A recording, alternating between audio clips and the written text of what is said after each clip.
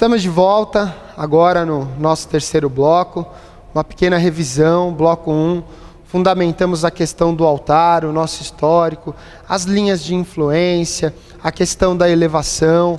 No bloco 2 coloquei a tendência, você que está buscando um terreiro, a montagem de um terreiro, a necessidade de fazer a mudança do solo, fazendo esse estado de mudança do profano para o sagrado. E uma coisa bacana também, que vale a pena estar dando ênfase, se em um momento você precisar abandonar essa estrutura, se em um momento você precisar mudar de local, tudo aquilo que você abre energeticamente ou espiritualmente, você precisa fechar e recolher.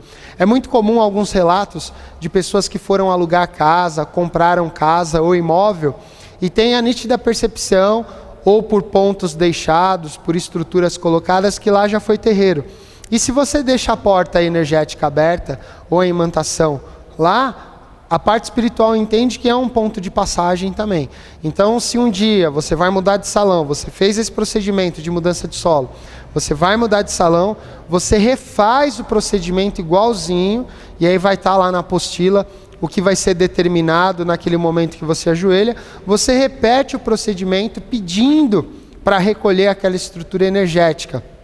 E alguns irmãos podem colocar em xeque a questão da água no ritual, ela vai servir como um condutor da estrutura que nós estamos ali imantando, e o vinho vai servir como uma frequência de axé, axé vermelho, para estar representando vida, para estar representando o magnetismo daquilo que nós estamos chamando ali energeticamente. E agora, para fazer um mapeamento, uma coisa mais detalhada, que vem a primeira preocupação. Tá, eu sei que eu tenho que pôr Oxalá no altar, e boa parte, por consenso, entende que Oxalá tem que vir na parte mais alta, por ser orixá do branco, orixá mais cultuado, mais respeitado. Também. Mas eu preciso entender que há uma simetria nessa estrutura. O altar aqui no Instituto, ele representa uma simetria triangular. Energeticamente, a ligação ela é feita a partir do frontal de quem se coloca de frente, nesse formato. Nós encontraremos, pode ser por prateleira, imagina que eu tenha 5 prateleiras formando uma estrela de 5 pontas, ou 6 prateleiras formando uma estrela de 6 pontas, há altares que têm a forma conchoide, tudo isso vai estar detalhado na apostila. Mas eu entendo que é o que? A necessidade da emanação energética. Então o altar ele funciona como um grande captador de frequências, de estruturas, que vai estar canalizando e irradiando, seja para os encarnados ou para os desencarnados.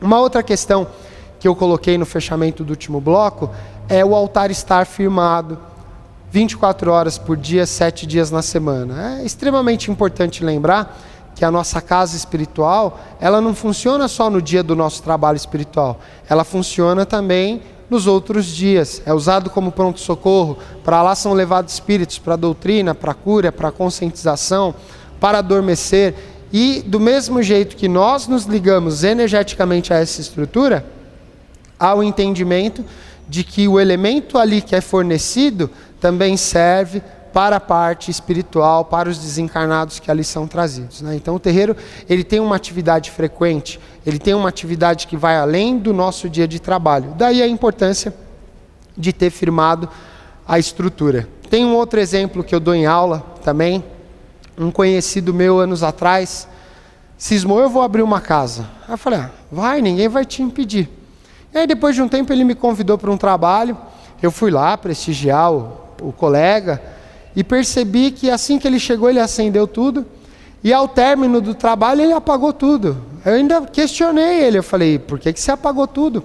Ele falou, porque vela está caro, e eu não vou deixar a vela acesa, no próximo trabalho eu acendo tudo. A gente dá um exemplo, é um exemplo verídico, tem um tom de brincadeira, mas há necessidade do quê? Do entendimento, se essas velas estão firmadas, se essas velas estão acesas, elas estão dando sustentação a encarnados e desencarnados, que frequentam a casa. Agora a gente vai começar um mapeamento, um detalhamento que vai gerar um entendimento do meu enredo, do que sou eu, Jorge, mas que essa estrutura está representando o coletivo da casa. Então a gente vai começar aqui de cima para baixo. Então eu tenho a estrutura em elevação Oxalá maior, sobre um pilão menor e 3 cálices. tenho 4, 5 cristais aqui atrás. Toda essa representação são configurações da estrutura que nós nomeamos Oxalá. Ora com qualidades de Obatalá e com algumas estruturas também de Oxaguian e Oxalufã. Esse formato em escada que nós temos aqui, dá para a gente estar contando, 1, 2, 3, isso foi um pedido da estrutura do mentor da casa, da estrutura espiritual. Antes esse altar era composto por 2 prateleiras, por 2 mármores e vigas de gesso.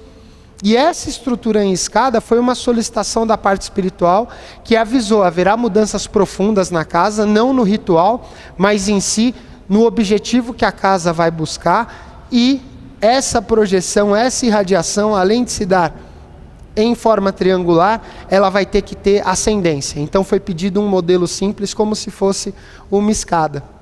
E aí de cima para baixo, eu tenho a montagem inteira do meu enredo, eu tenho a montagem inteira da minha estrutura, Oxalá na parte superior, Ogum em Iemanjá, Xangô em Assã. Então essas são as estruturas que correspondem diretamente à minha pessoa, diretamente ou de forma indireta à minha coroa, é o que me sustenta. Só que no entorno eu tenho determinados elementos que fazem jus à necessidade da casa, à estruturação da casa.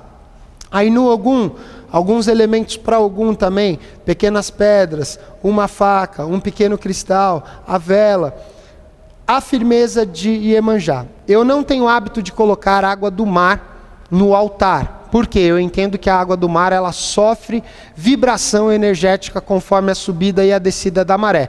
Deixar um pouco não tem problema, mas alguns entendem que essa frequência pode criar uma oscilação na casa. Então eu tenho uma estrutura com elementos marinhos e com água doce, para a firmeza de Iemanjá. Aqui uma estrutura de alfazema consagrada para Iemanjá também, e a gente vai reparar daqui a pouco que em cada cantinho, onde tem uma quartinha, onde tem uma planta, onde tem uma estrutura de vidro, tem água no altar. Criou-se um entendimento no Instituto que muitas vezes a casa passa por um período de turbulência, como toda casa espiritual. E às vezes a gente quer apagar fogo com fogo, ou a gente quer jogar terra em cima do fogo. A melhor maneira ainda de apagar fogo é com água. Então muitas vezes, para se buscar um estado de calmaria, uma frequência mais calma na casa, nas energias que estão envolvendo a casa ou que fazem parte do trabalho, eu entro com água dentro da estrutura do altar. Água de cachoeira, água de mina, água de fonte, horas água do mar em pequena quantidade, mas já é retirado, e principalmente água de cachoeira. E aí descendo, eu tenho a estruturação de Xangô, e aí mais uma particularidade. Todo local onde eu vou, onde eu viajo, eu encontro uma pedreira, onde eu encontro uma cachoeira, eu vou lá, peço licença, deixo algo e trago uma pedra. E isso aqui já é a elaboração de um pequeno assentamento. Então vai chegar uma hora que terei tantas pedras que eu colocarei esse Xangô acima dessas pedras, formando uma pequena pedreira. Um assentamento, a gente vai entrar nesse assunto, nessa estrutura, um assentamento ele nasce de pequenos ideais, um assentamento ele nasce de pequenas peças. E aqui futuramente teremos a estrutura de um Xangô em assentamento, sendo que aqui só está firmado. Chegando no bloco de assentamento, eu vou estar colocando o entendimento, a diferenciação entre uma firmeza e um assentamento. E aí aqui para cá, a estrutura de Inhaçã. Essa é uma imagem que eu gosto muito, tem um carinho todo especial. É uma imagem que veio do Rio de Janeiro.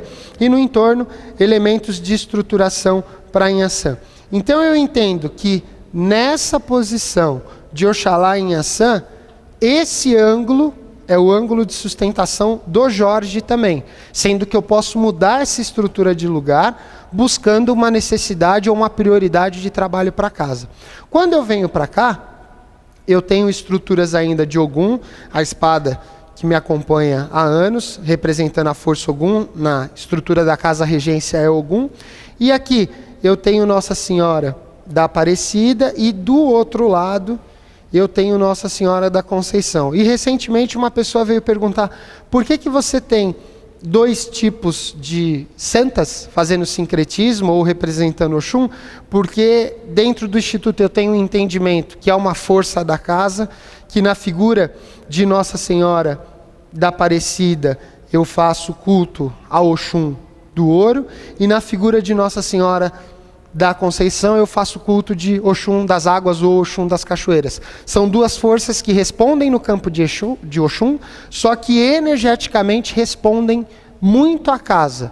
Para acalmar a casa em tempo real e em tempo integral, uma das coisas que eu faço, tiro toda a parte que pode estragar ou apagar, lavo esse altar inteiro junto com as imagens com água de cachoeira. Eu crio um ambiente de calmaria rápido para mim, para a casa e para os assistidos. Então, ter o manejo dessas duas estruturas é entender que eu estou criando uma forma de cultuar o orixá e de montar esse procedimento respondendo às necessidades individuais do Jorge, mas respondendo também às necessidades coletivas do quê? Da casa. Mexendo no altar, eu consigo mexer com toda a estrutura da casa. Aí, vindo um pouco mais para cá, uma representação mais indígena, mais representado por Oxóssi, e eu vou reparar que em toda a ponta, estrutura, eu tenho algumas quartinhas. A estrutura da quartinha, muitas vezes se pergunta, tem algum segredo ali? Tem alguma coisa que está guardada? Tem alguma coisa que não pode ser vista? Geralmente se coloca o fundamento do orixá, ou seco, ou molhado, ou em sementes, ou em estruturas de ferro, e a quartinha ela vem representar um receptáculo. Energeticamente, muitas vezes lembra também o corpo de uma pessoa, e energeticamente o altar responde ao corpo do quê? De todos nós. Oxóssi no Instituto tem uma conotação de fartura também, de busca, de caça, de cura também, do ânimo das coisas. Então, todo esse processo vem dar ênfase à necessidade da casa, e não necessariamente, eu acredito que Oxóssi é o índio ou não, mas sim a esse processo de fartura. E aí a gente vai encontrar detalhes, uma pedra entre um santo e outro, mais uma quartinha guardada atrás. Então, com o tempo, você vai tendo o quê? Um armazenamento energético. Com o tempo, essa estrutura ela vai se solidificando e ela vai aumentando e melhorando cada vez mais a frequência dela. Aqui, como eu já tinha colocado, Nossa Senhora da Conceição, representando o Oxum das águas ou Oxum das cachoeiras. E aqui a gente chega em Oxumaré, o grande renovador, o grande diluidor, o Senhor das artes, o Senhor das cores, da música, do som, do talento, da fortuna também. E aí uma representação clássica, né? Rodrigo hoje perguntou para mim, o que é isso? Aí a gente brincou, é mandinga. Então eu tenho um pote com tinta, e dentro desse pote de vidro eu tenho uma pemba colorida, diferente da cor da tinta, dando a representação geral do arco-íris. Aí aqui eu tenho uma fluorita, uma pirita, um quartzo, então pedras que respondem energeticamente ao orixá. Algumas escolas compreendem que tudo nasce a partir de um otá, que você vai lá, recolhe uma pedra e aquela pedra se torna uma pedra fundamental de um altar ou de uma casa. No último bloco eu vou falar sobre otá de altar, otá pessoal e otá de orixá. E aqui nesse caso eu tenho pequenos elementos, alguns que foram recolhidos na natureza, e vira e mexe vai ter um potinho aqui, hoje ele não está aqui, de vidro com um pouquinho de pele de cobra de troca de muda, para representar esse estado de vibração e de renovação.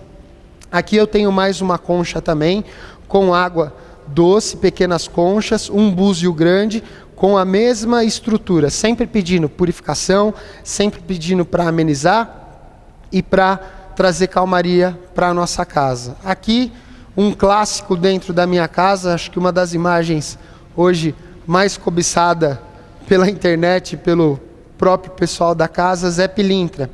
E aí já entra uma questão, por que Zé Pilintra está no altar? Poxa, lá em casa o Zé Pilintra ele fica na tronqueira, ele é tratado como baiano, etc, etc, etc.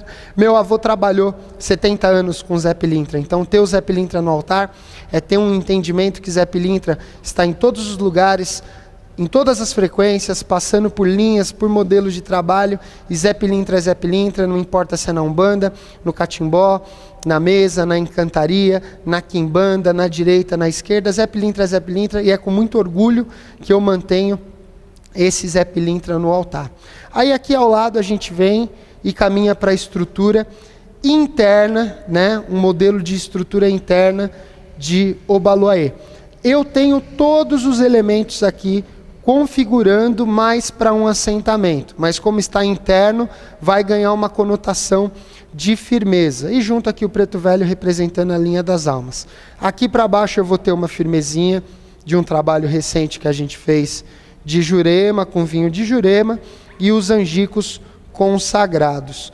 Se eu olho de modo geral novamente para esse altar e começo a buscar detalhes, eu começo a reparar, tenho sempre muito líquido, tenho plantas colocadas atrás, tenho as velas sempre firmadas, tenho a estrutura do orixá na representação mineral. E se eu posso abrir em um ângulo maior, vou reparar a ausência. Não há imagens de caboclo, não há imagens de boiadeiro, não há imagem de Cosme e Damião. Essas forças respondem à casa, mas energeticamente hoje eu tenho a base do que sustenta o meu trabalho. O altar ele não pode ser tratado como um mezanino onde eu vou colocar coisas que eu gosto. Eu gosto de boiadeiro, mas não é porque eu gosto de boiadeiro que eu vou ter o boiadeiro firmado no meu altar. Eu gosto do caboclo que eu trabalho, mesmo não achando imagem, mas não é por isso que eu vou ter ele firmado no meu altar. O altar tem que configurar o plano de estabilidade daquilo que eu preciso energeticamente para casa. Então ele é o grande captador, ele é o grande canalizador da estrutura que vem do alto e que vai alinhar energeticamente todos aqueles que frequentam e participam do trabalho. Agora, para a gente fechar e encerrar esse bloco, esse mapeamento do altar, ele não implica que, olha, essa é a fórmula do altar, mas é uma maneira de montar o altar, e aí a gente busca o quê? Um entendimento. Um altar de terreiro, ele tem que ser um remédio coletivo a todos aqueles que frequentam a casa. E os elementos, a manutenção, a limpeza com água da cachoeira, a troca das velas, sempre mantendo tudo muito limpo, tudo muito bem irradiado, porque aquilo vai vir na direção do seu corpo também. Então, para fechar esse bloco, a gente está caminhando aí daqui a pouco para o altar caseiro e realizamos um mapeamento do altar ou de modelo de altar. Na apostila vai estar segmentado outras estruturas que podem ser realizadas. Então a gente vai estar encerrando esse bloco agora e na sequência iremos para o altar caseiro.